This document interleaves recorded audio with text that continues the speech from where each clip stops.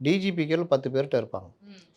டிஜிபிக்கள் 10 பேர், ADGP law and order, அது கீழே மண்டல ஐஜிக்கள், இந்த பக்கம் கமிஷனரேட்டுகள், அப்புறம் தீயணைப்புத்துறை, அந்த துறை, இந்த கோஸ்டல் கார்டு அது இதுன்னு இருக்கும். ம். எல்லாத்துக்கும் சேர்ந்து ஹெட் ஆஃப் தி ம். போலீஸ் ஃபோர்ஸ் அவர் தான் ஒரு டிஜிபி. ஒரு டிஜிபி தான் அதுக்கு வருவார். ம்.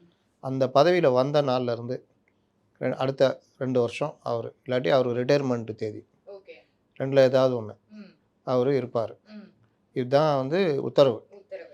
இதுக்கு எப்படி நீங்கள் தேர்ந்தெடுக்கணும் அதையும் அவங்களே சொல்லிட்டாங்க. ம். எப்படி டிஜிபி அவரோட ரிட்டையர்மெண்ட் ஆகிற டைமுக்கு முன்னாடி ம். 3 மாதத்துக்கு முன்னாடி ப்ரெசண்ட்டில் இருக்கிற 30 ஆண்டுகள் பணி நிறைவு செய்த 30 ஆண்டுனால டிஜிபி ஆகிடுவாங்க ம்.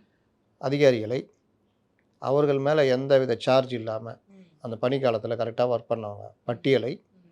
நீங்கள் மத்திய அரசுகளில் யூபிஎஸ்சிக்கு ம்.